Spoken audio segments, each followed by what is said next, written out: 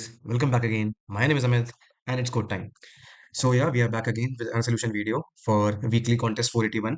So as I said in the last video in the discussion of bi-weekly 172 that last week I was not able to make the solution video. I was quite busy. So yeah, this is you can say another video coming in line after the previous video. So it's being recorded on the same day, but it'll be released tomorrow. So yep, not an issue. So that you get time to watch both the videos. That is why. So yeah, without wasting any time, let's directly jump to weekly contest 481. We'll discuss all the four problems, their solutions, their approaches, the overall difficulty of the contest, as well as difficulty of each problem. Okay, so let's jump to it. Okay, so let's start with weekly contest 481. So as I said, this was conducted last week. So yeah, so bi-weekly was 172 was conducted on 20th, and this was conducted on the very next day on 21st December. So yeah, the contest had four problems, and overall, I would say that this contest was a balanced contest. Okay, it was a nice contest overall. To be fair, I would say the first three questions again are ranging from easy to medium. I wouldn't say all were easy, but yeah, they were basically easy to medium, I would say. And the last question is actually a quite good question, to be honest. The fourth question in this contest was actually a tricky problem, as well as you need to think. You need to have a very good depth or understanding of trees and graphs, though it does not uses any advanced tricks or any advanced algorithms, as one would say. Okay, but still, to figure out what should be done, how should we approach the problem, basically the perspective, I would say, the point of view, how to go around the problem, go about the problem, that is very important in the fourth problem. So I would say the first three problems range from easy to medium, and the fourth problem was actually a hard one. Okay, not very hard, but still it was a hard one. It was not a medium hard. It was hard. Okay, though it did not require any complex or advanced techniques in trees or graphs, but yeah, still I would say it's about thinking about the approach or the point of perspective. Basically, POV, you can see point of view. Yeah, that is basically the most important thing in the fourth problem. And yeah, overall I would say it's great. To be honest, this contest had actually two hard problems. If you see, the first problem is actually an easy problem. The second one is medium, and third and fourth both problems were hard. But if you go about the logic for the third one, it's actually not that hard. It comes under medium. Okay, I would say it's medium. It's not even medium hard, but still it's in hard, so not an issue. Okay, when we'll discuss the problem, you'll see that it's actually not a hard problem. It's actually a medium problem. Overall, the contest was balanced, I would say, for any beginner or for a very seasoned player too. This contest is a very good contest to give. Okay, it's neither too easy so that everyone is able to solve, neither too hard so that nobody except the few uh, extremely talented people are able to solve. It's basically lies in exactly in the mid where everyone is able to perform according to their own skill. Okay, so it's that kind of a contest, and to be honest, I actually love these kind of contests. Okay, they actually test you on your personal level of skill or or you would say knowledge you have, right? And actually also helps you grow your standard, in an incremental manner. It's not like an exponential jump, it's a stepwise jump. It's a basically a stepwise ladder. But yeah, it's not an exponential jump so that one problem is basically very easy and the very next problem is like you are just blown out of your mind. Okay, you have no clue what is happening in the problem. Those kind of contests, to be honest, are not very great to attend or to give. Okay, because they generally shake your confidence. And yeah, it basically is like for one problem you are able to solve it, the first two problems, and the third fourth come out to be very tough, too much tough, so that no one is able to do it. That actually breaks your confidence. So that is why I would say this contest was a balanced one, and it was actually a nice one to give. Okay, so yeah, that was the review of the contest and the overall difficulty. Now let's, without wasting any time, let's directly jump to solving all the problems and discuss the solutions. Okay. Okay, so let's start with the first problem. I don't think the first problem needs a lot of discussion, to be honest. It's actually too easy, way too easy, but still, as we have to discuss. So, yeah. Okay. The first question is mirror distance of an integer. So, let's read the problem.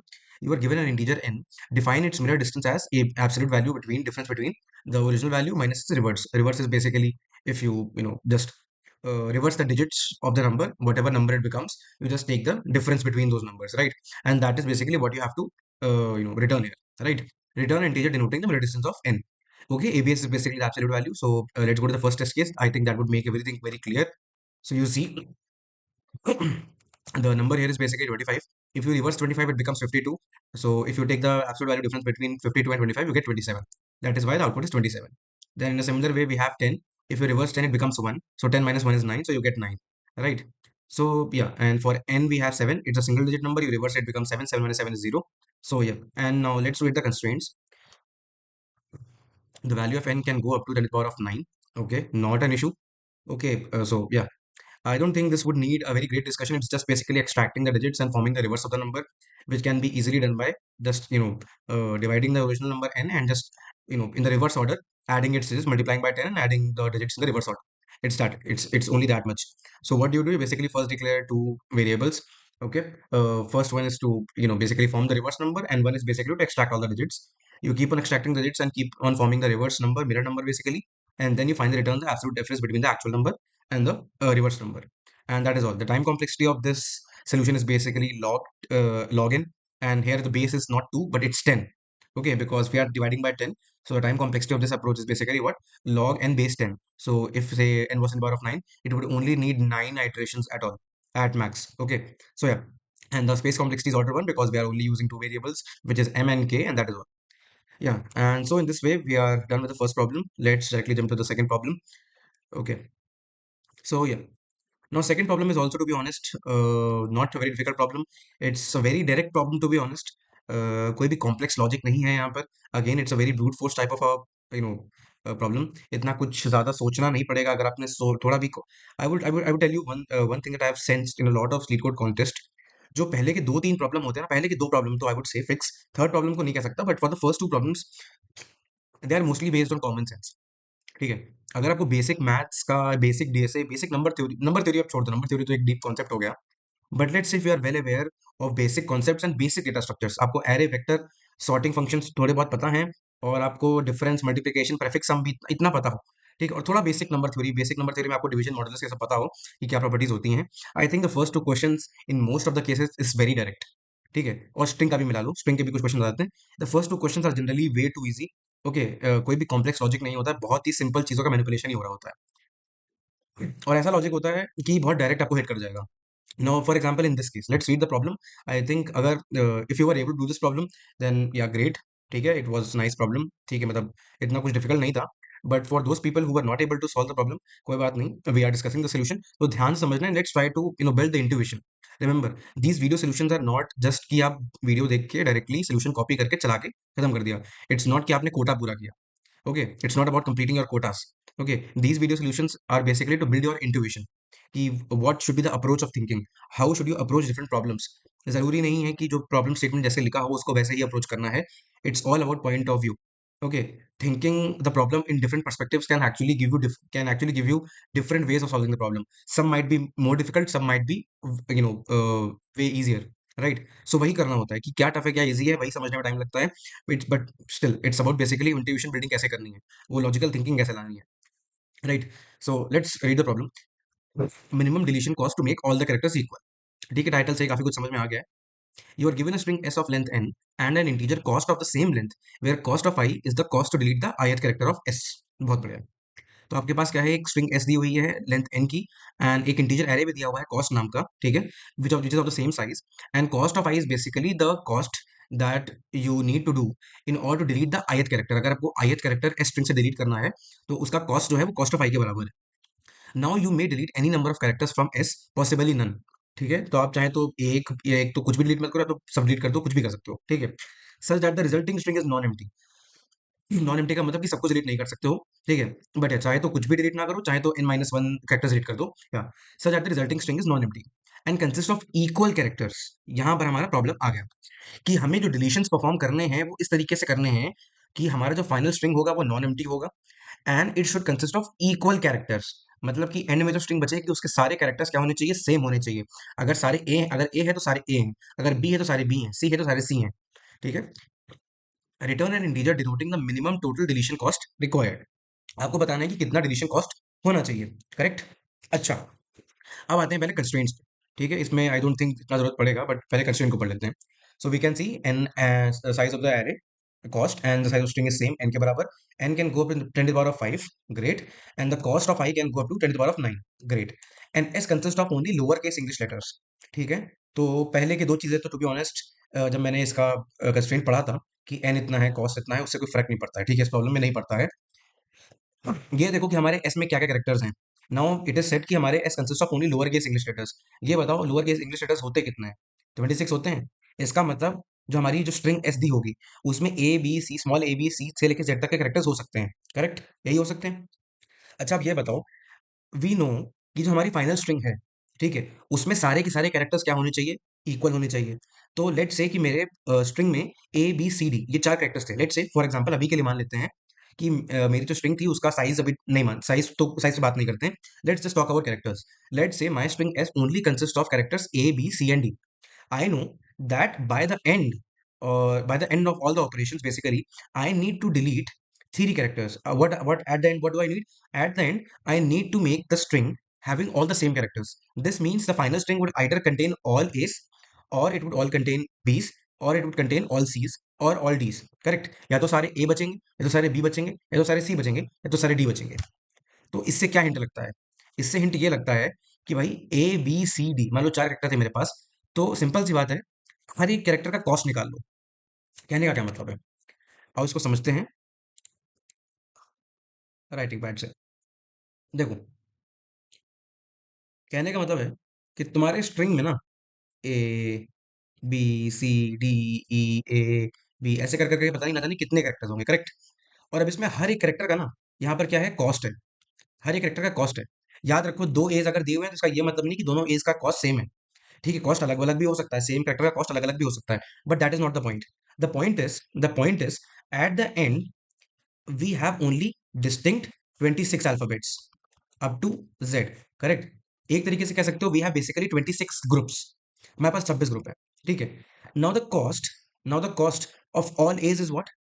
Now the cost of all edge is what? Basically summation of cost of i, ठीक है, for all i ranging from 0 to n, where s of i was equal to ए।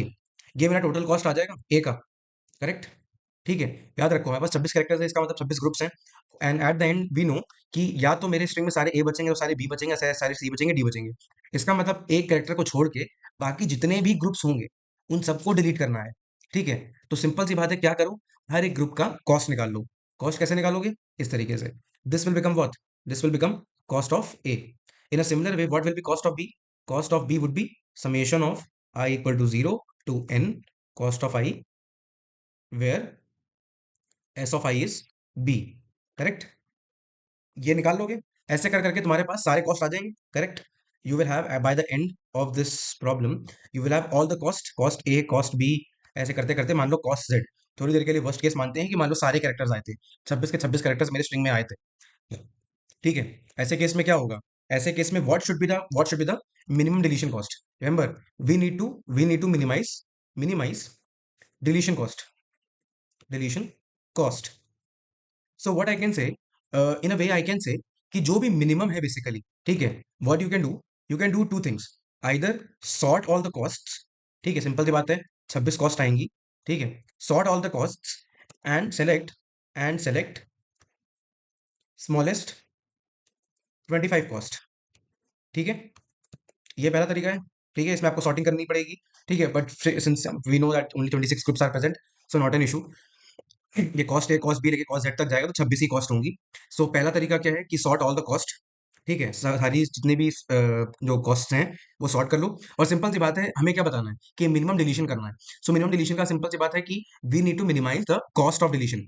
सो जो 25 smallest cost हैं उनको आप उठा लो, ठीक है। और जो एक बचा होगा वो हमारा फाइनल कैरेक्टर रहेगा स्ट्रिंग में, ठीक है। फॉर एग्जाम्पल मान लो बी सी और डी जो है वो सबसे छोटे कॉस्ट वाले हैं, तो उनका आप कॉस्ट उठा लोगे, ठीक है।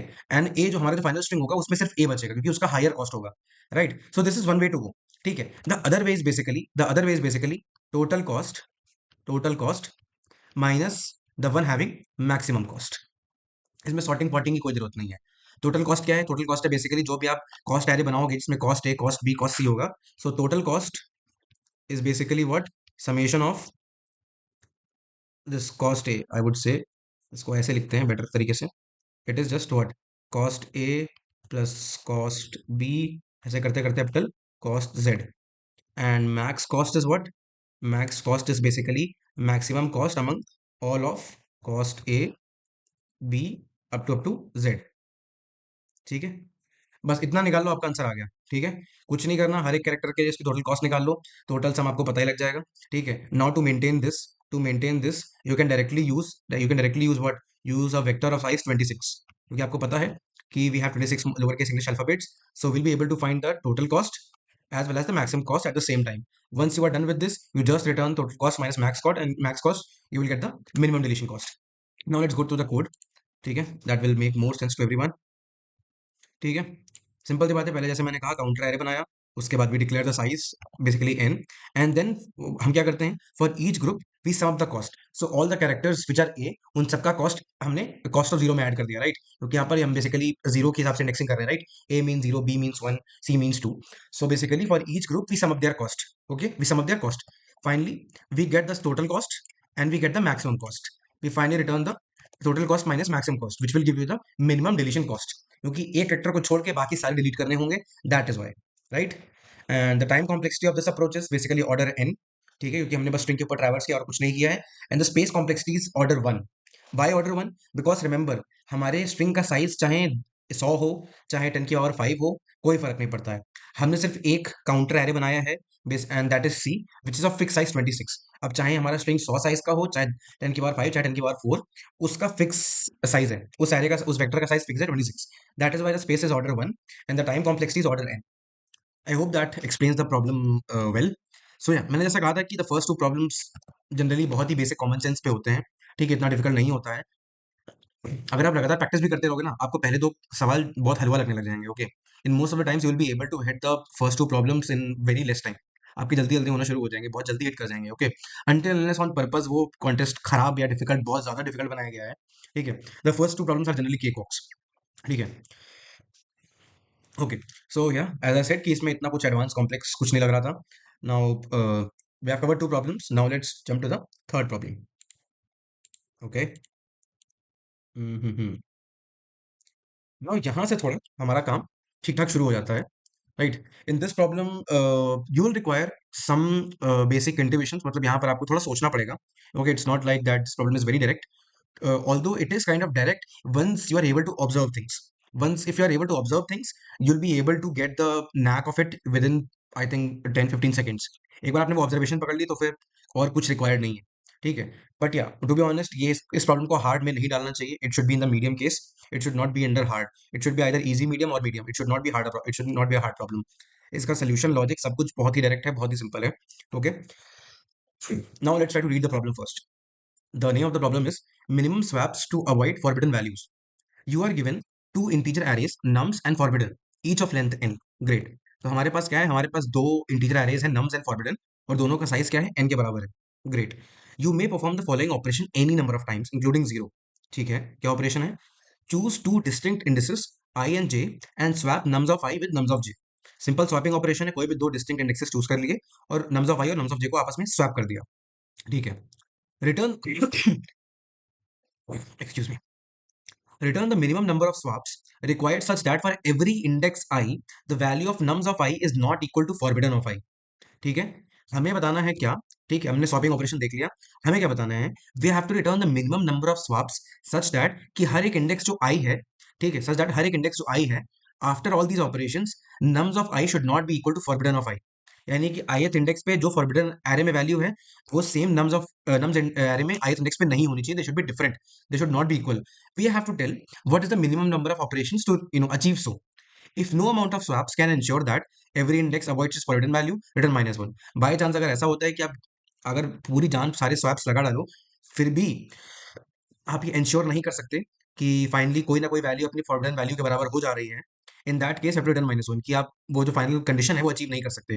That for every index nums of I is not equal to forbidden of i. Remember, our final goal is to achieve that for every index nums of i should not be equal to forbidden of i. हम वो forbidden array और जो अपना nums array है, वो हर एक index पे different different values होनी चाहिए, राइट. उन दोनों की सेम वैल्यूज नहीं हो सकती. Okay, let's go to the first problem, first test case. पहले क्या है, 1 to 3 है, फिर है 3 to 1. So here we can see यहाँ पर 1 और 3 ये दोनों मैच नहीं कर रहे हैं, इसका मतलब ग्रेट, ये पहले से ही सही है. फिर हम 3 और 1 को देखते हैं, ये भी सही है. पर यहाँ पर देखते हैं कि ये 2 और 2 मैच कर गया. दिस मीन्स यहाँ पर ये प्रॉब्लम है because nums of I is equal to what, nums of I is equal to forbidden of i. तो आप क्या कर सकते हो, आप क्या कर सकते हो, लेट से हम इन दोनों को ही आपस में स्वैप कर दें. तो हमारा जो फाइनल एरे होगा नम्स, वो क्या बन जाएगा, 1 3 2 एंड 3 2 1. ठीक है, तो 1 के साथ क्या है, 3 मैच नहीं करेगा. ग्रेट. तो यहाँ पर 3 हो चुका होगा, 3 के साथ 2 मैच नहीं करेगा. यहाँ पर 2 होगा, 2 के साथ 1 मैच नहीं करेगा. तो इसका मतलब सिर्फ एक स्वैप ऑपरेशन से हमारा काम आराम से बन जाएगा. That is why we can see the minimum number of operation required is 1. Great. Second test case लेते हैं 4665 एंड 4655। ओके, अब यहाँ पर क्या कर सकते हैं, यहाँ पर दो फाइव हैं, ठीक है, यहाँ पर भी ये फाइव है, तो ऐसा करते हैं, इन दोनों फाइव, यहाँ से फाइव को हटाना पड़ेगा, इस फाइव को ना यहाँ डाल देते हैं थोड़ी देर के लिए, ठीक है, और इस सिक्स को यहाँ पे डाल देते हैं। सो या आई थिंक डायरेक्टली जब टू द एक्सप्लेनेशन पार्ट, वहाँ पर समझ में आ जाएगा। सो फाइनल हमारा जो एरे बन जाता है वो बन जाता है 6546। अब देखो, सिक्स है यहाँ पर फोर है, यहाँ पर सिक्स है, यहाँ पर फाइव है, यहाँ पर फाइव है, यहाँ पर फोर है, और यहाँ पर भी फाइव है, यहाँ पर सिक्स है। सो वी कैन सी, जैसे कि मैं कह भी रहा था कि दो, मैंने स्वैप की बात करी भी थी, तो that is why we can see we needed to swaps in this cases और two operation, that is why the answer is two. Now we come to seven seven, forbidden is eight and seven. अब आप देख लो, अगर मैं ये याद रखो, वो स्वाप्स ऑपरेशन सिर्फ नम्स पे अप्लाई होता है, फॉरबिडन पे अप्लाई नहीं होता है, ठीक है। अब नम्स दायरे में दोनों ही सेवन सेवन है, चाहे आप जितना घुमा लो, चाहे जितना स्वैप लगा लो, कोई फर्क नहीं पड़ेगा। एंड में कोई ना कोई एक इंडेक्स ऐसा होगा ही जहां पर वैल्यू मैच कर जाएगी, और वो की बेसिकली अपना फर्स्ट इंडेक्स है, जहां पर ये भी सेवन है और ये भी सेवन है, तो -1 इसका answer, right. Now let's directly jump to the constraints.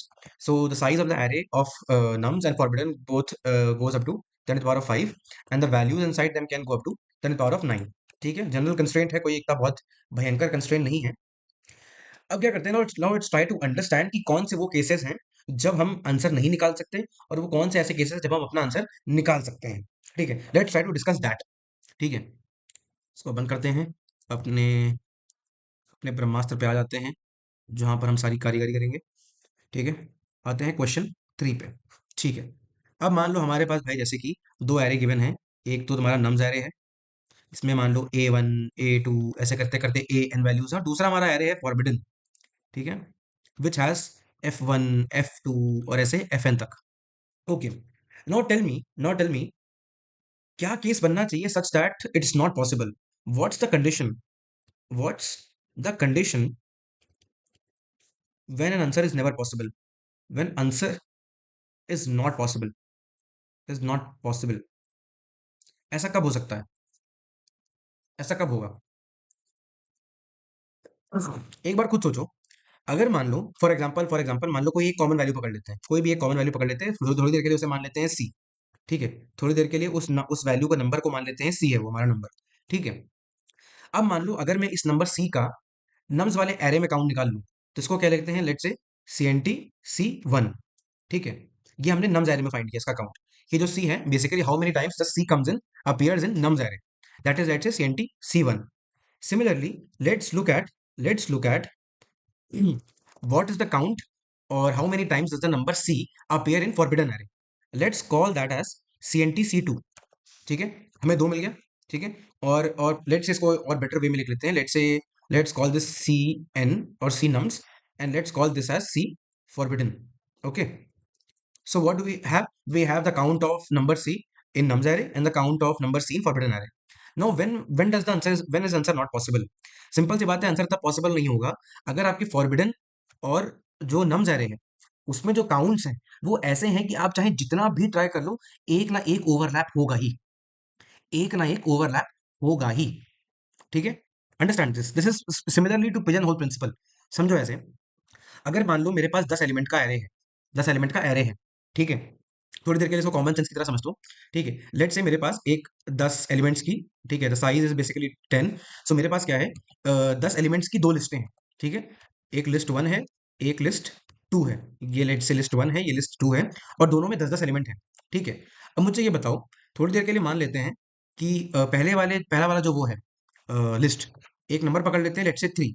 मान लो जो नंबर 3 है वो लिस्ट वन में आता है 5 बार, और दूसरी लिस्ट L2 में आता है 6 बार। ठीक है, तो अब तुम ये बताओ, is there any possible way, क्या ऐसा कोई भी तरीका हो सकता है सच दैट L1 की अगर ith पोजीशन पे 3 है तो L2 की ith पोजीशन पे 3 ना हो। खुद सोचो, थोड़ी देर के लिए इसको ना एक कॉपी पेन उठाओ और इसको ट्राई करो। थोड़ी देर के लिए मान लो कि 10 लिस्ट की नंबर्स थी, ठीक है, उससे इतना फर्क नहीं पड़ रहा, नंबर 3 चूज कर लिया, L1 है L2 दो लिस्ट हैं। मान लो पहले लिस्ट में 3 नंबर का काउंट है वो 5 है, और दूसरे लिस्ट में उसका काउंट 6 है। Now you tell me, is there any way possible, any way possible such that कि अगर L1 एरे में या फिर L1 लिस्ट में अगर उस इंडेक्स पे 3 है तो L2 वाले उस इंडेक्स पे 3 ना हो। क्या हम इंश्योर कर सकते हैं कि हर एक इंडेक्स जो 5 बेसिकली L1 लिस्ट में है, वहां पर जहां जहां भी 3 है, L2 लिस्ट में जो बाकी थ्रीज हैं वो उन इंडेक्सेस पे ना है, हर एक नंबर के हर एक अपीयरेंस के लिए। कैसा हो सकता है, क्या ऐसा हो सकता है, ऐसा नहीं हो सकता। क्यों? सिंपल है, समझो। फॉर एग्जाम्पल जब हमारे पास 10 एलिमेंट थे, ठीक है, so to achieve a case when the set of indexes where number 3 appears in L1 does not appears in L2, वो कब हो सकता है? When the count of number 3 when the count of number 3 should have been less than what, should have been what, इसका जो total count आता है basically, ठीक है, CNT3, let's call it CNT3 L1 plus CNT3 L2, that should be less than equal to 10। ये तभी possible है, नहीं तो ये पॉसिबल नहीं है। आप खुद सोचो, अगर आपके पास मान लो जैसे सात, मान लो फॉर एग्जाम्पल थोड़ी देर के मान लो L2 लिस्ट में 7 इंडेक्सेस पे 3 है और L1 लिस्ट में 3 इंडेक्सेस पे 3 है, तो 7 प्लस 3 10, टोटल 10 आ रहा है। अब आप ये देखो, आप पहले के मान लो 7 इंडेक्सेस जो L2 लिस्ट है उसके पहले 7 इंडेक्सेस पे 3 रख दो, और L1 में क्या करो, आखिरी के लास्ट 3 इंडेक्सेस पे 3 रख दो, तो क्या होगा, कहीं पे भी 3 और 3 मैच नहीं होगा। Correct, it will not match. ठीक है, बट कल को मान लो मैं हल्का सा काउंट बढ़ा देता हूँ। फॉर एग्जाम्पल अभी मैंने यहाँ पर जैसे 5 और 6 लिया है, ठीक है, अगर 5 और 5 भी लोगे तब भी कोई दिक्कत नहीं। पहले 5 में मान लो L1 के पहले 5 इंडेक्सेस पे तुमने 3 को रख दिया और L2 के लास्ट 5 इंडेक्सेस पे तुमने 3 को रख दिया, तो कोई दिक्कत नहीं है। इस एग्जांपल में फॉर एग्जांपल मैंने L2 में कर दिया कि मैंने 6 5 कर दिए। अगर मैं 6 5 कर दिए तो ये समझो, फॉर एग्जांपल मैंने L1 में पहले के 5 इंडेक्स में 5 रखा, अब मैं क्या करूंगा, L2 में लास्ट के 6 इंडेक्सेस पे रखूंगा। पर सिंपल सी बात है, जो पीछे से 6th पोजीशन है वो L1 की स्टार्टिंग से 5th पोजीशन होगी, तो आपका एक ओवरलैप तुरंत हो जाएगा। ठीक है, सिंपल सी बात है, the best way to derange. ठीक है, थोड़ी देर के लिए मान लेते हैं कि भाई ऐसा ही कॉस्ट है। ठीक है, तो पोजीशंस लिख लेते हैं 1 2 3 4 5 6 7 8 9 और ये 10। ये L1 है, ये L2 है। थोड़ी देर के लिए मान लो मैंने यहाँ पर तीन तीन तीन तीन पहले 5 इंडेक्सेस में भर दिया क्योंकि 5 काउंट था। करेक्ट, अब ये देखो L2 में कहाँ से प्लेस करना चाहिए, पीछे से प्लेस करना चाहिए, तो इसमें रखा, इसमें रखा, इसमें रखा, इसमें रखा, इसमें रखा, और फाइनली इसमें रखना पड़ेगा। अब देखो, ना चाहते हुए भी यहां पर ओवरलैप हो गया। This means that if for any number CNT of C L1 plus CNT of C L2 is greater than n, where n is basically size of both list, दोनों का साइज सेम होना चाहिए। ठीक है, in that case answer would never be possible, answer would never be possible, ये कभी नहीं हो सकता। right? So the first observation is that for all the numbers in nums array and forbidden array, ठीक है, आप क्या करो, जितने भी डिस्टिंक्ट नंबर्स इसमें होंगे सबका काउंट निकाल डालो। सिंपल सी बात है, साइज दोनों का सेम ही है, तो इतना कुछ इशू नहीं होने वाला है। ठीक है, so what do we do, nums और फॉरबिडन array में हर एक नंबर का बेसिकली काउंट निकाल लो। ठीक है, and if this final count, ठीक है, if this total count of each number, let's call it as what, TC of basically whatever number we finally get, if this is what, if this is greater than n for any C, अगर कोई भी ऐसा element हमें मिल जाता है, ठीक है, वो चाहे फॉरबिडन एरे से आता हो चाहे नम्स एरे से आता हो, ठीक है, सच दैट कि उसका जो टोटल काउंट है forbidden array plus nums array मिला के जो टोटल काउंट है that exceeds the value of n, then it is never possible. There will always be cases where nums of I would be equal to forbidden of I. अगर ये कभी भी case आता है तो ये -1 आंसर आएगा, because it is not possible. At least एक इंडेक्स ऐसे पक्का बचेगा जहां पर nums of i and forbidden of I is what, equal. ठीक है, so this is the case when the answer is not possible. Okay, not possible, so ये पता लग गया हमें। So basically answer is possible when the total count of each number for each c they should be less than equal to n। अगर ये case हुआ तभी हमारा आंसर जो है basically the number of operations is it, we can find the minimum number of operations. ठीक है, अब ये कैसे निकालेंगे? ठीक है, हमें इतना पता लग गया कि हमारा आंसर एग्जिस्ट करता है, पर अब वो आंसर भी निकालना है, वो आंसर भी कैसे निकालेंगे वो इंपॉर्टेंट है। ठीक है, अब थोड़ी देर के लिए मान लेते हैं भाई लोग, ठीक है, अपन इतना निकाल लिया है, थोड़ी देर के लिए मान लेते हैं एक लिस्ट L। ठीक है, इसमें वो सारे एलिमेंट्स हैं जो कंफ्लिक्ट क्रिएट कर रहे हैं।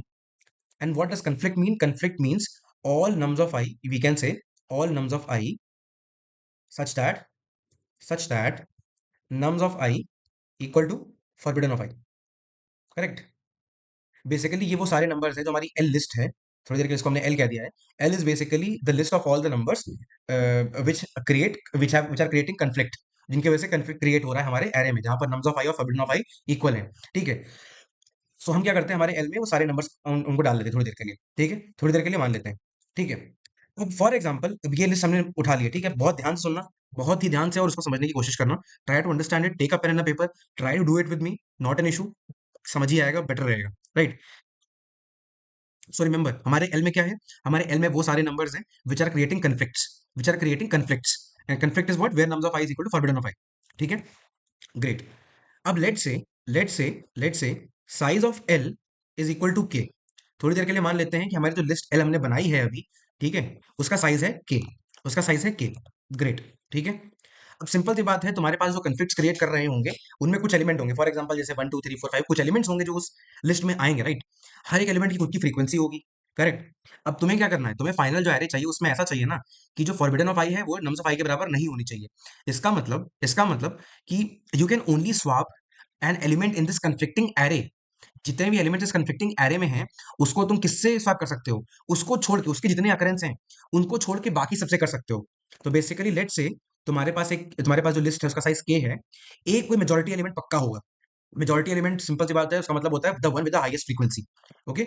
सो what we do, we find element with highest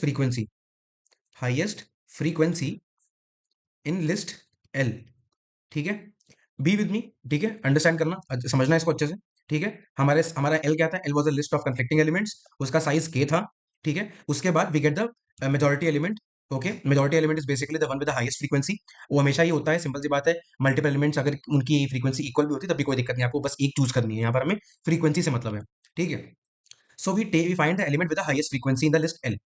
now let's say this frequency is M. जो हमारा मेजोरिटी एलिमेंट है ना, जो भी वो एलिमेंट है हमें नहीं पता, उसकी फ्रीक्वेंसी लेट से एम है थोड़ी देर के लिए। तो अब दो केस बनते हैं। पहला केस क्या है, पहला केस है when 2 into m is less than equal to K. यहां पर याद रखना के क्या है, K is the size of the list L and m is basically the frequency of the majority element कौन सा है, जो सबसे ज्यादा बार आया है। ठीक है, it has the highest frequency among all the elements in the conflicting list. ठीक है। तो हमारा पहला केस आता है when 2 into m is less than equal to K. इसका मतलब क्या है, इसका मतलब ये है कि जो मेजोरिटी एलिमेंट की फ्रीक्वेंसी है, the frequency of majority element is less than what, less than और इक्वल टू हाफ ऑफ के। ठीक है। इसका मतलब आधे एलिमेंट जो होंगे आधे से कम, इसका मतलब क्या है, इसका मतलब ये है कि आधे से कम एलिमेंट ही मेजोरिटी एलिमेंट के बराबर है। Correct. The frequency of that majority element is basically less than के बाय टू। करेक्ट। ऐसे समझ सकते हैं। ऐसे समझ लो कि जो आधी लिस्ट है, जो हमारा कन्फ्लिक्टिंग एरे का साइज है के है। ठीक है। तो हमारे जो आधे से कम नंबर, आधे या फिर आधे से कम नंबर जो हैं वो हमारे सिर्फ मेजोरिटी एलिमेंट के इक्वल हैं। इसका मतलब क्या है, खुद समझो। हम लोगों ने पहले क्या डिस्कस किया था, अ conflict can only be resolve by swapping a number with a different number. अगर कोई conflict आ रहा है तो सिंपल सी बात है, वहां पर जो भी नंबर है उसको किसी दूसरे नंबर से, कोई भी नंबर हो, फिर वो कोई भी नंबर, उससे कोई फर्क नहीं पड़ता है। ठीक है, बस दूसरा नंबर होना चाहिए। कोई भी नंबर से रिप्लेस कर दो तो वो conflict हट जाएगा। करेक्ट। यहां पर हम देख सकते हैं कि जो हमारा मेजोरिटी एलिमेंट की फ्रीक्वेंसी है वही क्या है, less than half of the array है। इसका मतलब है कि जो सबसे ज्यादा बार conflicts क्रिएट कर रहा है वो भी कितनी बार, हाफ टाइम्स ही आ रहा है। इसका मतलब क्या है, we can actually resolve all these you know conflicts among the list itself। ठीक है। समझो इस बात को। इसका मतलब ये है कि जो हमारे conflicts हैं बेसिकली, उनको हम लिस्ट के अंदर ही रिजॉल्व कर सकते हैं। ठीक है। क्योंकि हमारे पास less than half of the elements है, इसका मतलब देखो सिंपल सी बात है, इस लिस्ट में जितने भी नंबर्स हैं वो सब कन्फ्लिक्ट क्रिएट करने वाले हैं। करेक्ट, मान लिया। अभी के लिए हमने मेजोरिटी एलिमेंट का फ्रीक्वेंसी निकाल लिया। हमें पता है कि मेजोरिटी एलिमेंट भी जो है वो हाफ ऑफ द एरे के बराबर नहीं है। इसका मतलब है कि हर एक एलिमेंट को आपस में ही हम स्वैप करा सकते हैं। करेक्ट और नॉट। हर एक नंबर को आपस में ही स्वैप करा के we can actually resolve all the conflicts, right.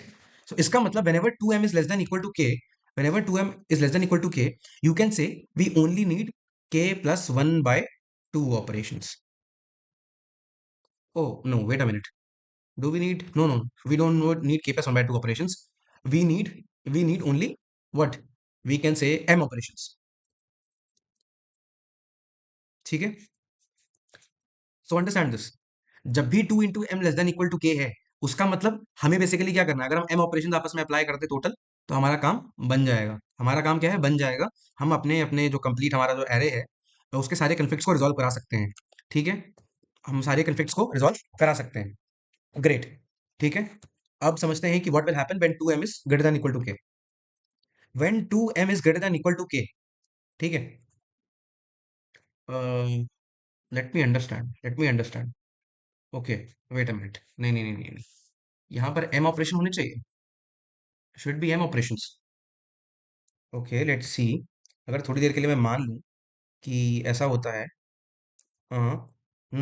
Okay okay okay, right right right. तो यहाँ पर बेसिकली अगर 2m is less then k, तो मैं सही कह रहा था, it should be k plus 1/2 operations.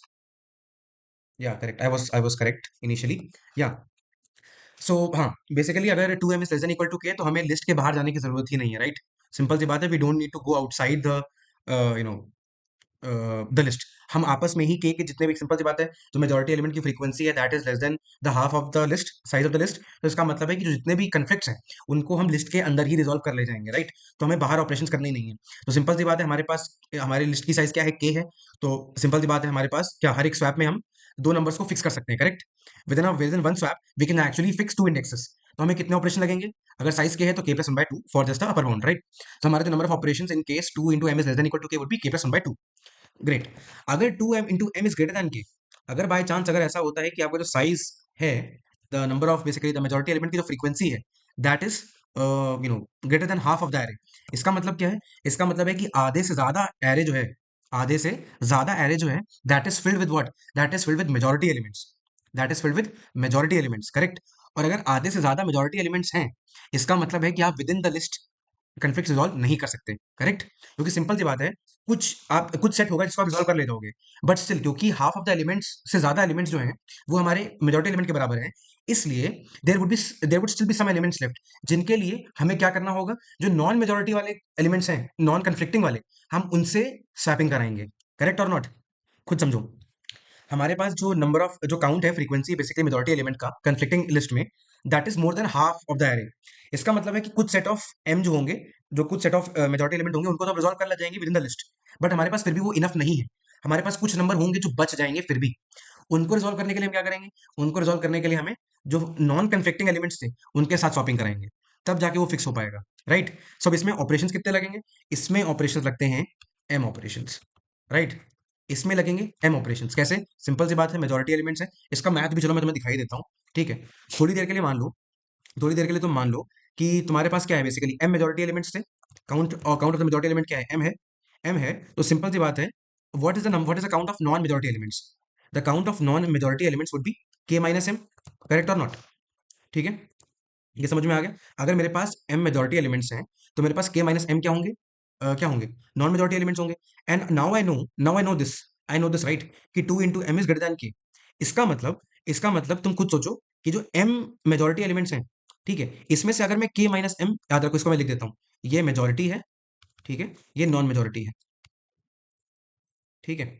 इसमें से अगर मैं k-m मेजर एलिमेंट्स को निकाल लूं, ठीक है, तो मैं इनको इनके साथ आपस में स्वैप करा सकता हूं, and I will fix these many indexes.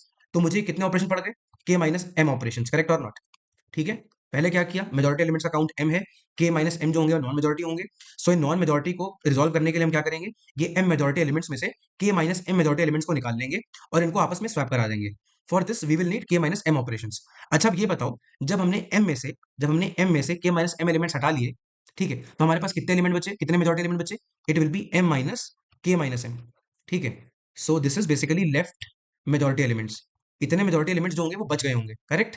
And this is equal to what, this is equal to 2m-k, ठीक है।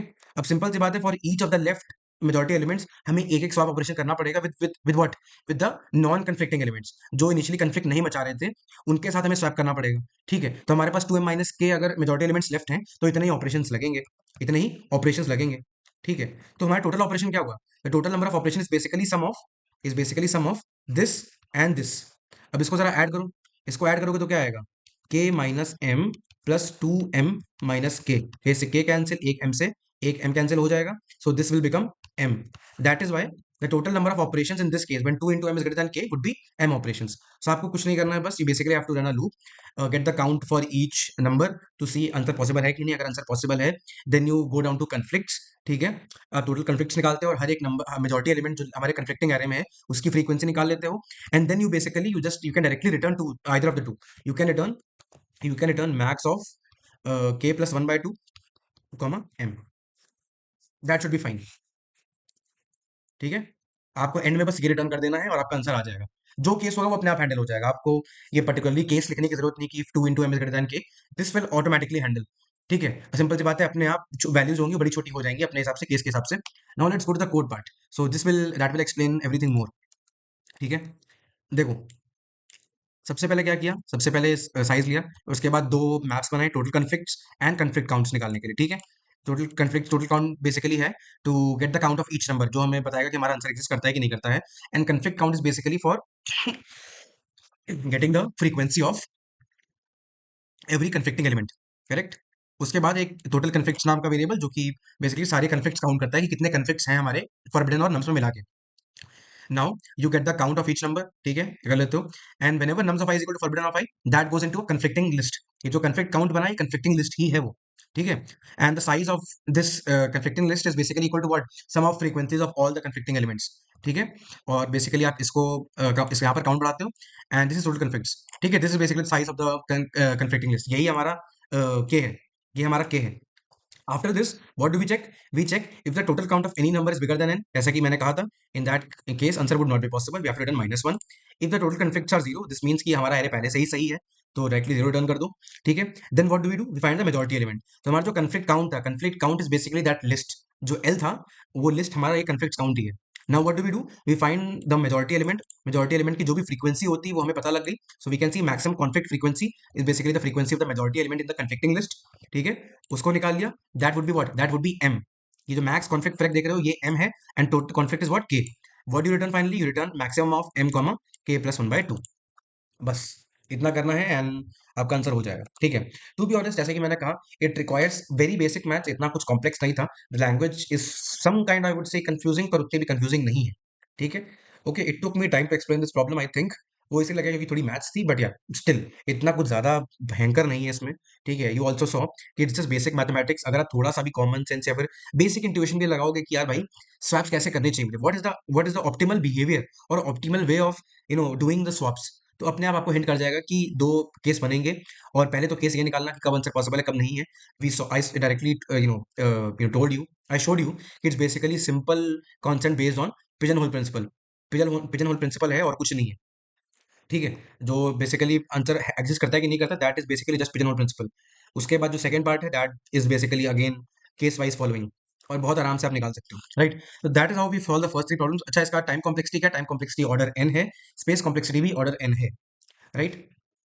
So, yep, with that, we come to the end of three problems. Now, we finally move to the fourth problem, which is actually a hard problem now. और वो मुझे personal बड़ा अच्छा लगा, because I genuinely, I will tell you that, I love questions on graphs and trees, क्योंकि वो मेरा one of the favorite topics है। मुझे बड़ा अच्छा लगता है ग्राफ्स और ट्री से क्वेश्चंस करना, क्योंकि इट जनरली मतलब उसमें कुछ एक अलग मजा आता है, मतलब it actually helps you in developing और लॉजिकल थिंकिंग। उसमें काफी मतलब एक फील होता है, मैं कैसे बताऊँ, किक आती है, मेरे लिए किक आती है। But it's not for everyone, not true for everyone, किसी को किसी चीज में मजा आती है, but yeah not an issue. Now let's go to the fourth problem and the final problem, which is total sum of interaction cost in tree groups, ठीक है। अब क्वेश्चन को बड़े ध्यान से पढ़ते हैं। You are given an integer n and an undirected tree with n nodes numbered from 0 to n-1. This is represented by 2D array edges of length n, where edges of I equal to ui, vi indicates that an undirected edge between ui vi। हमारे पास एक undirected tree है, इसमें nodes की जो value है 0 से -1 दी गई है, एंड हमारे पास एक एज लिस्ट है ui vi के फॉर्म में। हमें पता है क्या होता है, जनरल ग्राफ का स्ट्रक्चर है, ट्री का स्ट्रक्चर है, ठीक है। You are also given an integer array group of length n, where group of i denotes the group label assign to node i। अब हमारे पास एक ग्रुप एरे भी है, सेम लेंथ का, सेम साइज का, मतलब n नोड्स है तो n साइज का, जिसमें बेसिकली हर एक जो हमारा एलिमेंट, हर एक नोड है, every node is basically assign to some group, ठीक है। एक ग्रुप को असाइन है, ठीक है। Two nodes u and v are connected part of the same group, are considered part of the same group if group of u is equal to group of v। दो nodes u और v same group के तभी part माने जाते हैं और group same होंगे, simple सी बात है, कॉमन सेंस है। The interaction cost between u comma v is defined as the number of edges on the unique path connecting them in the tree। Simple सी बात है, क्योंकि ट्री है, ग्राफ नहीं है, याद रखो, this is a tree, graph नहीं बना है ये। ट्री में हर एक नोड के बीच में एक यूनिक पाथ ही एग्जिस्ट करता है, सिंपल सी बात है। कोई भी दो नोड्स अगर तुमने पकड़ ली ना, तो ट्री में कभी ऐसा पॉसिबल नहीं हो सकता कि एक से ऊपर कोई पाथ पॉसिबल हो किन्हीं दो नोड्स के बीच में।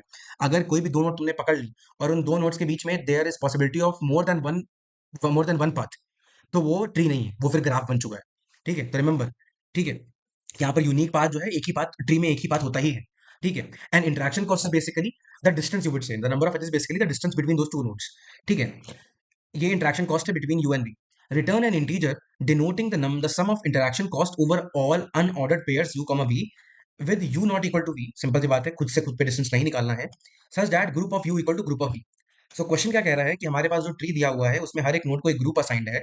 सो for every group you need to find the interaction cost. और वो इंटरेक्शन कॉस्ट क्या होती है बेसिकली? फॉर एग्जांपल मेरे पास group A, group B, group C है, तो लेट्स से मैंने ग्रुप ए उठाया। ग्रुप ए में जितनी भी नोड्स आती हैं, ठीक है, उन सबका आपस में एक दूसरे से डिस्टेंस कितना है, ठीक है, for each pair. Let's say कि मेरे पास ग्रुप ए में क्या थी, ग्रुप ए में मान लो लेट्स से 3 नोड्स थी। 3 नोड्स थी तो कितने पेयर बनेंगे? 3 पेयर बनेंगे, ठीक है। ऐसे ही मान लो अगर 4 होता तो 4 में कितने बनते? 4c2 कर लो, 4c2 यानी कि 6 पेयर्स बनेंगे, ठीक है। 6 पेयर्स बनेंगे, हाँ 6 पेयर्स बनेंगे। सो बेसिकली यही तुम्हें करना है कि हर एक ग्रुप लेना है, ठीक है। For every group group you have to pick up the nodes कि जो भी उस ग्रुप में बिलोंग करती हैं, और एक एक पेयर उठाना है। And that pair is unordered, okay. Unordered pair का मतलब है कि बेसिकली 0,1 और 1,0 एक ही पेयर माने जाते हैं, ठीक है, उनको अलग अलग पेयर नहीं माना जाता है, ठीक है। That is basically what unordered pair means. तो ये मत करना कि 0,1 का आंसर निकाला और 1,0 का भी आंसर निकाल लो, ठीक है, हमें एक ही का किसी भी एक का आंसर निकाल लो, उतना बहुत है। तो हम क्या करते हैं, बेसिकली अनऑर्ड पेयर्स निकालते हैं, जो भी अनऑर्ड पेयर्स हमारे हैं ग्रुप में, उन सबके बीच में हर एक पॉसिबल पेयर के बीच में जो डिस्टेंस है उसको सम अप करते हैं। और ये हो गया एक ग्रुप के लिए। ऐसे जितने भी ग्रुप हैं, उन सारे ग्रुप्स का जो सम आएगा फाइनल, हमें उसे ऐड अप करके बताना है कि कितना आएगा, ठीक है। We have to return the final sum denoting the interaction cost over all unordered pairs u, v such that u is not equal to v with group u equal to group v। Same group के जितने भी elements हैं उनका आपस में distance जो है तो हर एक पेयर के लिए, ठीक है। ऐसे तुमने एक ग्रुप का निकाल लिया total sum, and you have to finally sum all of these sums, ठीक है। The sum of all these sums would be our finally interaction cost. इसको टेस्ट केस समझते हैं, ज़्यादा समझ में आएगा, ठीक है। The first test case basically the number of nodes is 3 and edges is 0,1 1,2। हमारा ग्राफ ऐसा, हमारा ट्री ऐसा दिखता है। And everyone belongs to one group only, ठीक है। सबका ग्रुप देख सकते हो कि 1 1 1 सबका ग्रुप बराबर है, ठीक है। If everyone belongs to same group, इसका मतलब जीरो क्या क्या पेयर हो सकते हैं? एक 0,1 हो सकता है, एक 1,2 हो सकता है, और एक 0,2 हो सकता है, ठीक है। तो अब 0,1 के बीच में डिस्टेंस कितना है? 1 है। 1,2 के बीच में डिस्टेंस कितना है? 1 है। 0,2 के बीच में डिस्टेंस कितना है? 2 है। तो टोटल आंसर क्या होगा? 1 + 1 + 2 विच इज 4। और क्योंकि हमारे पास एक ही ग्रुप है तो भाई हमें उसके लिए आंसर फाइंड करना होगा। So answer is 4। Now let's go to second test case. In second test case we have 0 1 1 2 और 3 2 3 है। 3 2 3 है। इसका मतलब क्या है? जीरो का हमारा जो वो है, क्या कहते हैं, ग्रुप, वो 3 है। उसके बाद 1 का 2 है, और उसके बाद फाइनली जो हमारा 2 है उसका भी 3 है, ठीक है। अब देखो, सिंपल सी बात है, हमारा जो हमारा जो ये वन महाशय है, वन वाला नोड, दैट इज अलोन। वो अकेले अपने ग्रुप में अकेले ही है। तो अकेले ग्रुप में पेयर तो बनाएगा नहीं भाई, ठीक है। हमारे ग्रुप 3 में दो एलिमेंट्स हैं जो कि 0 और 2 है। इसका मतलब हमारा सिर्फ एक ही पेयर बन सकता है, 0,2। 0,2 के बीच में डिस्टेंस कितना होगा? ये जो एज लिस्ट दी गई है ना, that is same as this one only. तो हमारा जो ग्राफ, जो ट्री है, वो बेसिकली ऐसा ही दिखता है जैसा इसमें ये बना हुआ है, राइट। तो इसमें सिर्फ 0 और 2 के बीच का डिस्टेंस निकालना है। 0 और 2 के बीच का डिस्टेंस कितना है? 2 है। That is why the answer is 2। हमारे पास दो ग्रुप है, पर दूसरे ग्रुप में सिर्फ एक ही एलिमेंट है, वो अकेले क्या पेयर बनाएगा, ठीक है। In a similar way you can also see this one, 0 1 0 2 0 3 ऐसे ऐसे बना हुआ है। पहले दो एलिमेंट्स जो है नोड्स हैं, 0 और 1 का 1 1 है, और 3 और 2 का 4 4 है। तो सिंपल सी बात है, दो पेयर बनेंगे, एक 0 1 का आपस में बनेगा और एक 3 2 का आपस में बनेगा, राइट। 3 2 का आपस में डिस्टेंस कितना हो गया? ये 2, ये हो गया तुम्हारा कितना, ये 1 हो गया, 1 और 2,3 के बीच में हो गया +2, सो 1 + 2 3, आंसर 3 आ गया। Now let's go to the constraints. यहाँ पर प्रॉब्लम हार्ड क्यों बनता है? वो इसलिए बनता है क्योंकि नंबर ऑफ नोड्स बहुत ज्यादा है। The number of nodes is 10⁵, which will actually confuse you instantly कि भाई मुझे तो हर एक पेयर के लिए निकालना है ना। अब मान लो फॉर एग्जांपल कल को सारे के सारे नोड्स एक ही ग्रुप में है, ठीक है। तो इसका मतलब कितने पॉसिबल पेयर होंगे? एनसी टू पेयर्स बनेंगे। एनसी टू पेयर्स के लिए भाई आंसर निकालना तो भाई ऐसी की तैसी हो जाएगी। एनसी टू पेयर्स तो बहुत होते हैं, इसका मतलब एन स्क्वायर, और एन स्क्वायर इसका मतलब मिनिमम, इसका आंसर, इसका मतलब minimum run time N square में जा रहा है, और यहाँ पर एन 10⁵ ये चल कैसे जाएगा? तो that is the point where it confuses you. यहाँ पर आपका पॉइंट आता है कि आप किस तरीके से प्रॉब्लम को अप्रोच कर रहे हो, ठीक है। अभी हम देखना है कैसे पर्सपेक्टिव को चेंज करेंगे, and the problem will actually become easier, ठीक है। एंड देन क्योंकि योगी ट्री है, that is by n-1 edges हैं, ठीक है। उसके बाद the group length is n, ठीक है। Now there is another important hint here जो हमारा इस्तेमाल करने वाले हैं। The value of group of I, basically जो ग्रुप्स है, नंबर ऑफ ग्रुप्स, और you can say it's it goes up to 20 only, ठीक है। एक बहुत सटल बट एक बहुत ही powerful hint. Always remember, contest देते वक्त जो कंस्ट्रेंट्स होते हैं वो बहुत बार बड़े हिंट्स दे जाते हैं, ठीक है। These are very subtle hints but they help you in forming the logic, ठीक है। ये आपको बहुत ज्यादा हेल्प कर जाएंगे अगर आप ढंग से कंस्ट्रेंट पढ़ लो। कंस्ट्रेंट हमेशा ढंग से पढ़ो। यहाँ पर आप देखो the number of groups is very small, कि number of groups very small देने का फायदा क्या है? सिंपल सी बात है, अगर 20 ग्रुप दिए हैं तो पक्का कोई ना कोई तो इसका फायदा हो रहा होगा।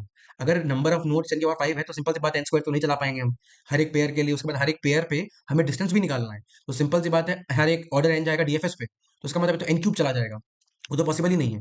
पर यहाँ पर देखो, नंबर ऑफ ग्रुप्स बहुत कम दिया है। हर एक ग्रुप जो है, जो ग्रुप आईडी कह सकते हो एक तरीके से, तो it is very small, it is only 20। सिर्फ 20 ग्रुप्स हैं, मतलब एट मैक्स अगर तुम सारे नोड्स को डिवाइड भी कर दोगे तो बीसी ग्रुप बनेंगे, ठीक है, उससे ऊपर ग्रुप नहीं आता है, ठीक है। Group of I is basically 20, छोटा नंबर है। इसका कहीं ना कहीं फायदा निकलना होगा, कैसे निकलना होगा वो मैं बताऊंगा, ठीक है। तो आई थिंक क्वेश्चन बहुत क्लियर हो चुका है, ठीक है, कि क्या करना है। अब चलो इसको समझते हैं कि आखिर इसको सॉल्व कैसे करना है। सिंपल सी बात है, as we know, as we know, as we know, it's not possible, it's not possible to form each pair, to form each pair and do DFS. This is not possible, ये आप कर ही नहीं सकते। ये आप मिनिमम, अगर minimum minimum से जो क्वेश्चन सिमुलेशन का अगर करोगे, तब भी भाई मिनिमम सिमुलेशन पेयर्स में ही आपका एन स्क्वायर जा रहा है, और डीएफएस तो मान लो एक ऑर्डर एन एक्स्ट्रा और लेगा, तो ये तो चलना ही नहीं है। क्या हम कुछ और सोच सकते हैं? क्या हम कुछ और सोच सकते हैं? ठीक है, तो इसको समझते हैं। थोड़ी देर के लिए एक ट्री ले लेते हैं छोटा सा, क्योंकि ये अंडर है, तो मैं अपने मन मर्जी से कुछ भी बनाऊंगा। आपकी मर्जी, आपको अच्छा लगे तो लगे, पर मेरा काम समझाना है, इसलिए थोड़ी देर के लिए मान लो ये मेरा ट्री है, ठीक है, ये मेरा ट्री है। अच्छा ये बताओ, अ, अच्छा हाँ, सबको पहले कुछ ना कुछ आइडिया साइन कर देते हैं। मान लो ये जीरो है, ठीक है, और याद रखना है 20 तक जाता है। ये जीरो है, ये मान लो वन है, ये मान लो वन है, ये जीरो है, ये भी जीरो है, ये जीरो है, ये वन है, ये वन है, और ये जीरो है, ठीक है। ठीक है, हमें नंबर से मतलब नहीं है कि क्या क्या नोड नंबर क्या है, पर अभी के लिए हम देख लेते हैं कि ग्रुप आईडी क्या साइन है। So this is the current structure of our tree. तो इधर के लिए ये मान लेते हैं। नाउ टेल मी, जब हम किसी भी क्या कहते हैं, किन्हीं भी दो नोड्स के बीच का डिस्टेंस निकालते हैं, तो हम बेसिकली क्या काउंट कर रहे होते हैं? We are at that point of time we are just basically counting the number of edges between them, correct. अगर मान लो मैं यहाँ पर भी कोई भी दो नोड पकड़ लूँ, तो हम क्या करेंगे, बेसिकली उसके बीच की एज काउंट करेंगे। So instead of seeing the question from the perspective of कि हमारे पास एक पेयर गिवन है और उसके बीच का डिस्टेंस निकालना है, we can change our perspective to, let's say we are given an edge, how many nodes have a path which consist of this edge. ये हमारा क्वेश्चन का पर्सपेक्टिव चेंज कर दिया हमने। फिर से सुनो मैंने क्या कहा। I said, instead of thinking about pairwise कि we are given a pair and finding distance between them, let's say we have an edge, we are given an edge, you need to tell me what is the number of parts of which this edge is a part, ठीक है। कितने ऐसे pairs हैं, कितने ऐसे unique paths हैं, basically हर एक पेयर के बीच में कितने ऐसे पाथ्स हैं जिन पाथ्स का जो पार्ट है वो ये एज है। फॉर एग्जाम्पल मान लो मैंने ये एज पकड़ ली, ये एज मैंने मान लो पकड़ ली थोड़ी देर के लिए, जो मैंने विदड्रॉ करी, जो मैंने अभी हाईलाइट करी है। मुझे ये बता दो कि कितने ऐसे पाथ हैं, ठीक है, सिंपल सी बात है, when we are talking about path, then we are talking about nodes belonging to the same group, जो कि सेम ग्रुप में है, जैसे कि जो जीरो में है वही आपस में इंटरेक्ट करेंगे, ठीक है। तो मुझे बस इतना बता दो कि ये जो एज है, ये कितने ऐसे पाथ्स का पार्ट है, ठीक है, कितने ऐसे पाथ्स का पार्ट है। अगर तुम मुझे ये काउंट बता दो, तो डायरेक्टली क्या है, मुझे यही तो फाइंड करना है। इंटरेक्शन कॉस्ट क्या है? अगर मैं एक एज के लिए निकाल सकता हूँ, तो मैं सारी एज के लिए निकाल लूंगा, और अगर मैं सारी एज के लिए निकाल लूँ, सबका सम अप क्या आएगा? इंटरेक्शन कॉस्ट ही तो आएगा, ठीक है। लेट से अगर मैं इस वाली नोड का, फिर इस वाली नोड का, फिर इस वाली नोड का, इन सबका जो कंट्रीब्यूटिंग फैक्टर है जो भी है, वो निकाल लूं, तो बेसिकली क्या है, मुझे टोटल ये जो पाथ, इसमें एक पाथ भी लाई करेगा, उसका भी मुझे सम मिल जाएगा। सिंपल सी बात है, कोई और पाथ में भी कंट्रीब्यूट कर रहा होगा, आई कैन अंडरस्टैंड दैट, हो सकता है, ठीक है। बट मुझे जो अंडरलाइन एक एक पाथ है, मुझे हर एक पाथ को कवर करने की जरूरत नहीं है। That is where our perspective has changed. Earlier we were thinking in terms of paths, we were trying to traverse and build each path, हर एक पाथ को बनाने की कोशिश कर रहे थे, ठीक है। And that was the problem, ठीक है। वहां पर हम गलती ये कर रहे थे कि भाई पाथ बनाने में तो भाई सिंपल सी बात है, एनसी टू पाथ बन जाएंगे, कोई दिक्कत नहीं है। अब हमारा पर्सपेक्टिव चेंज हो गया है, कि हम देख रहे हैं कि हर एक जो एज है, एक इंडिविजुअल एज जो है, वो कितने पाथ्स पे कंट्रीब्यूट करती है। अगर हम वो निकाल लें, तो हमें अपना आंसर अपने आप मिल जाएगा। हमें बस सम निकालना है सारे कंट्रीब्यूशन का।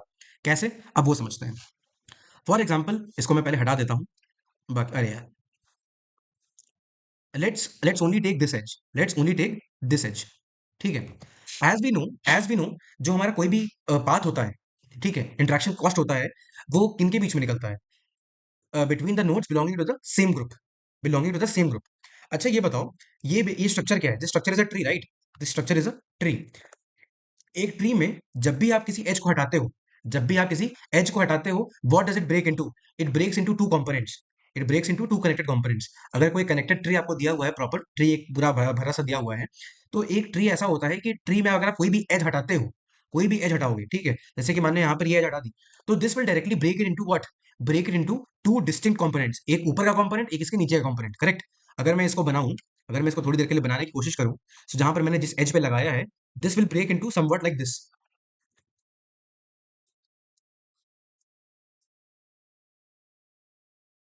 इधर गया। ठीक है। अगर मैं इस एज को रिप्रेजेंट करूं जो मैंने यहाँ पर अभी ब्रेक लगाया है, so that will break into these two components. ठीक है। ये जीरो है, ये जीरो है, ये वन है। ठीक है। This is zero, right, this is zero, then this is one, this is also one, this is zero, this is zero, and this is one, right. तो आप देख सकते हो वो जो मैंने एच पे ब्रेक लगाया है, that is breaking the tree into two distinct components. एक कंपोनेंट वन है, ये सी वन है, ये सी टू है।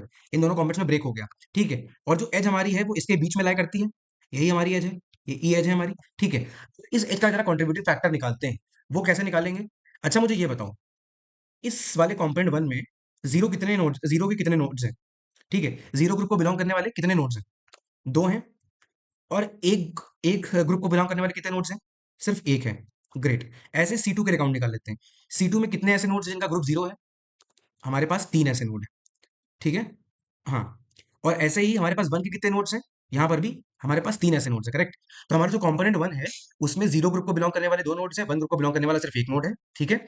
और जो सी टू है कंपोनेंट, उसमें जीरो नोड को बिलोंग करने वाले तीन नोड्स है, और वन ग्रुप को बिलोंग करने वाला भी तीन नोड्स है। ठीक है। अब ये बताओ, ये जो बीच में एज हमने बनाई है डॉटेड लाइन से, ठीक है, ये कितने पाथ्स के बीच में होगी? सिंपल सी बात है, we know that a node in component one will interact with only the nodes of the same group in component two. इसका मतलब अगर जीरो ग्रुप के नोड्स जो हैं कंपोनेंट वन में, वो सिर्फ और सिर्फ सी टू के जीरो ग्रुप वाले नोड से ही इंटरैक्ट करेंगे, करेक्ट। सिंपल सी बात, जैसा कि नो, हमें पता है कि हमें क्या करना है, सेम ग्रुप वालों के बीच में आंसर निकालना है ना।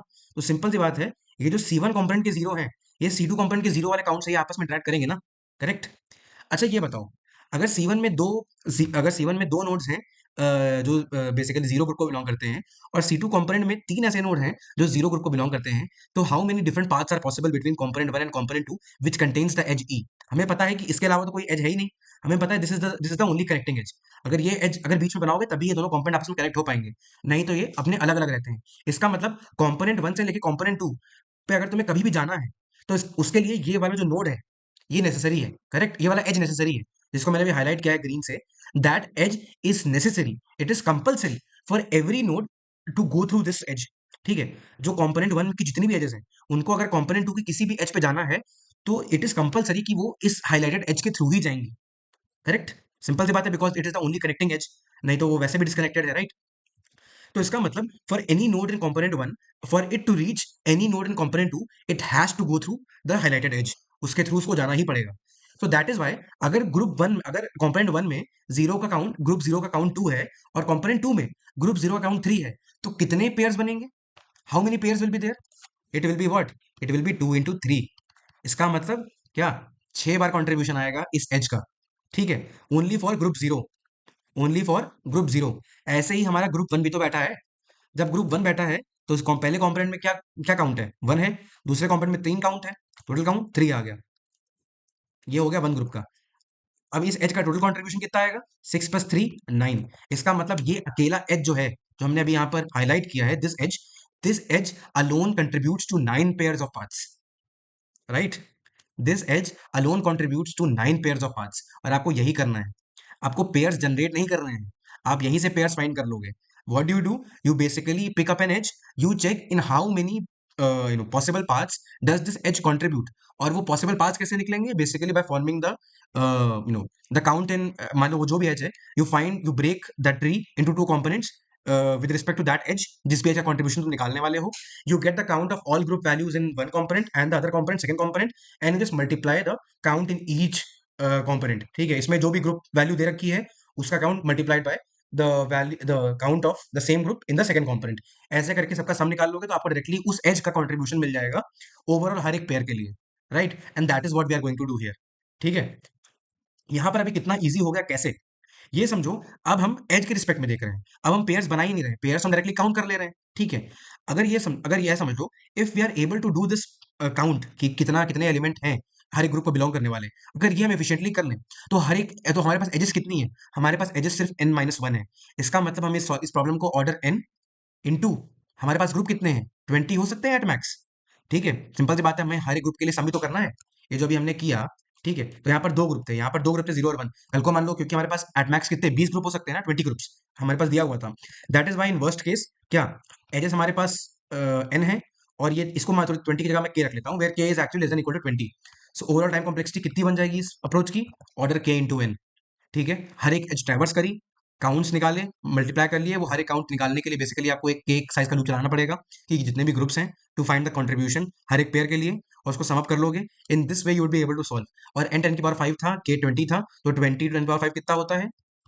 2 × 10 की पावर 6, जो कि हमारा आराम से चलेगा, राइट? ये हमारा आराम से चलेगा, चलेगा क्या, भागेगा? That is how you solve this problem. ठीक है, अब पॉइंट ये आता है कि तुम्हें काउंट कैसे निकालोगे, ये काउंट कैसे निकालोगे? तो भाई ये भी कोई बहुत ही रॉकेट साइंस नहीं है। मैं फिर से वही सेम ग्राफ बना देता हूँ, मुझे याद रह गया है तो मैं बना ले जाऊंगा। ऐसे है और ऐसे है, हाँ ऐसे ही ऐसे।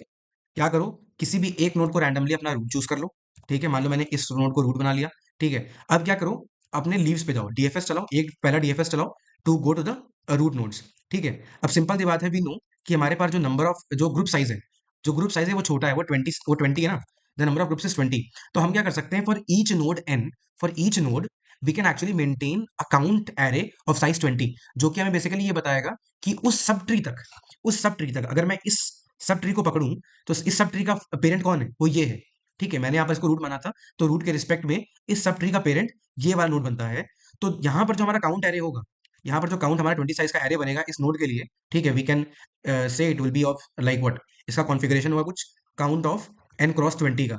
ठीक है, हर एक नोड जो आई होगी उसके लिए 20 साइज का एरे तो मैथमैक्स बना सकते हो। ठीक है, and what will it include? It will include the number of the count of the count of nodes in each group in that ith subtree.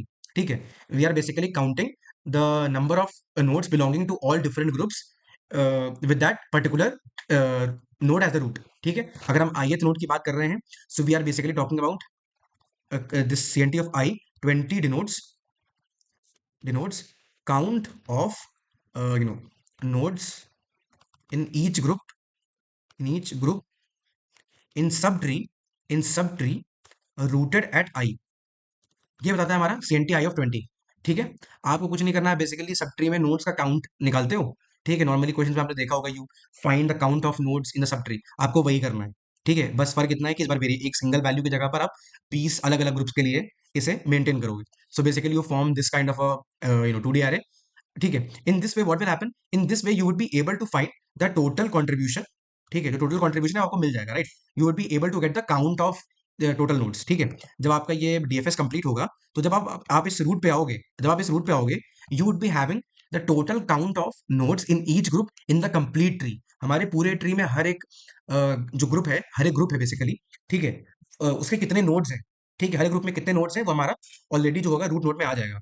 Let's say let's denote it as CNT R of 20। ठीक है, अब इसको हम समझा लेते हैं। CNT R of 20, what does this include? Count of all nodes in each group in complete tree, in complete tree। ठीक है, कि हमारा आर जो है वो रूट डिनोट करता है। एक बार पहले डीएफएस के बाद जब तुम्हारे पास ये एरे आ चुका होगा, जब तुम्हारे पास ये चीज आ चुकी होगी, अब तुम्हारे लिए कुछ डिफिकल्ट बचा ही नहीं। ठीक है, ये बताओ, कोई भी जो एज होती है, दोबारा हम ऊपर वाले एग्जांपल पे जाते हैं, जब तुम किसी भी एज को डिलीट करते हो, ठीक है, किसी भी एज को जब हटाते हो, यहाँ से देखो एज को हटाया हमने, तो क्या होता है, तुम्हारा जो ग्रुप है, तुम्हारा कंप्लीट कंपोनेंट है, वो दो हिस्सों में बढ़ता है कि नहीं बढ़ता है? जब वो दो हिस्सों में बढ़ता है, तो देखो यहाँ पर तो मान लो ये रूट था। ठीक है, यहाँ पर जो सब ट्री है, ठीक है, यहाँ पर जो सब ट्री है, इसका रूट कौन है? इसका रूट ये वाला नोड है, ये मान लो आई है। तो जो ये वाली एज है जिसको मैंने अभी यहाँ पर हाईलाइट किया है ग्रीन से, ठीक है, इसका कंट्रीब्यूशन कैसे निकलेगा? सिंपल सी बात है, जो CNT of I 20 होता है वो क्या बताता है कि ये जो छोटी जो नीचे वाला सब ट्री है, उसमें हर एक नोड का काउंट क्या है फॉर ईच ग्रुप, राइट? और यही हमारा क्या है, कॉम्पोनेंट 1 है, यही हमारा कॉम्पोनेंट 1 बन जाता है।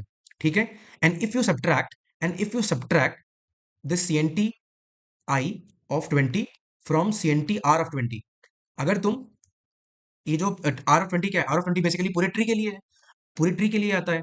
CNT R of 20 basically means what, it is for complete tree. अगर इसमें से, अगर इस पूरे ट्री में से तुम I 20 का कंट्रीब्यूशन हटा देते हो, तुम्हारे पास किसका कंट्रीब्यूशन बचेगा? तुम्हारे पास किसका कंट्रीब्यूशन बचेगा? तुम्हारे पास बचेगा इस पूरे कंपोनेंट का कंट्रीब्यूशन, राइट और नॉट? ये मिल जाएगा, और यही तो हमें चाहिए था। हमें C1 और C2 ही तो चाहिए था हर बार। You can do this for every edge. हर एक एज के लिए क्या करना है, पेरेंट तुम्हारे पास जो जिस भी मान लो यू से वी पे जा रहे हो, तो वी का पेरेंट यू है, तो सिंपल से बात है C N T of we of 20 क्या दे देगा तुम्हें, बता देगा कि उस सब ट्री में क्या है हर एक नोड का कंट्रीब्यूशन। ठीक है, रूट वाला जो एरे है उसे सब्ट्रैक्ट कर लोगे, तो जो सेकंड कंपोनेंट सी टू, उसके तुम्हें सारे काउंट मिल जाएंगे। ठीक है, अब जब तुम्हें ये दोनों एरे मिल गए, ये मिल गया, ये मिल गया, अब एक फॉर लूप चला लो 0 से लेकर 20 तक, और आपस में हर एक काउंट मल्टीप्लाई करके सम कर लो। सिंपल। तो क्या किया, हर एक एज पे क्या किया, जब तुम यू से वी जा रहे हो, यू से वी जा रहे हो, तो कुछ नहीं किया। सबसे पहले C N T of R of 20, ये बेसिकली रूट है हमारा, जो ये रूट दिस इज इंडिपेंडेंट, तुम खुद भी चूज कर लो, कोई फर्क नहीं पड़ता। ठीक है, इसे सब्ट्रैक्ट कर लो c N T of i v of 20, इससे तुम्हें मिल जाएगा सी टू कॉम्पोनेंट, और सी वन कॉम्पोनेंट हमारा खुद ही c N t v of 20 है। ठीक है, अब क्या करोगे, अब क्या करोगे, सी टू और सी वन दोनों में 20-20 ग्रुप होंगे एट मैक्स। ठीक है, एक लूप चला दो आई इक्वल टू 0 से लेके i less than equal to max groups, जो भी वैल्यू आई प्लस प्लस, और क्या करोगे, c one of i into c two of i का मल्टीप्लीकेशन, और इसको सम करते जाओगे अपना एक आंसर वेरिएबल में, और फाइनल आंसर डन करा दोगे। बस इतना करना है। इसका टाइम कॉम्प्लेक्सिटी अभी ऑर्डर एन है, स्पेस कॉम्प्लेक्सिटी भी ऑर्डर एन है। ठीक है, एन इंटू के कह सकते हो, I would say n into k only. ठीक है, that is a valid point.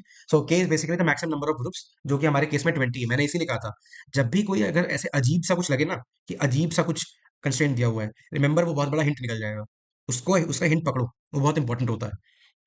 यहाँ पर वही हुआ। ठीक है, हमें बस क्या हुआ, डीएफएस चलाने में हर एक एज कवर करने में एन टाइम लगता है, और हर एक एज कवर करते वक्त जब हम मल्टीप्लाई करेंगे हर एक एज का कंट्रीब्यूशन, तो उसमें के साइज का लूप चलाना पड़ेगा to contribute for every group. तो N into K time complexity है, जो कि आराम से चल जाएगा, एंड स्पेस कॉम्प्लेक्सिटी भी एन इंटू के है। Now let's go to the code part, तो और अच्छे समझ में आएगा। ठीक है, सबसे पहले देखो, इसको मैं स्टार्टिंग यहाँ से करता हूँ। सबसे पहले what do we do, we find the maximum group. Simple सी बात है, मैंने 20 डिक्लेयर नहीं किया है, मैंने और एफिशिएंट किया है इसको, बाय फाइंडिंग की जो भी मैक्सिमम वैल्यू होगी वही हमारा maximum group number of groups possible है। Right, and then what do we do, then we create a graph.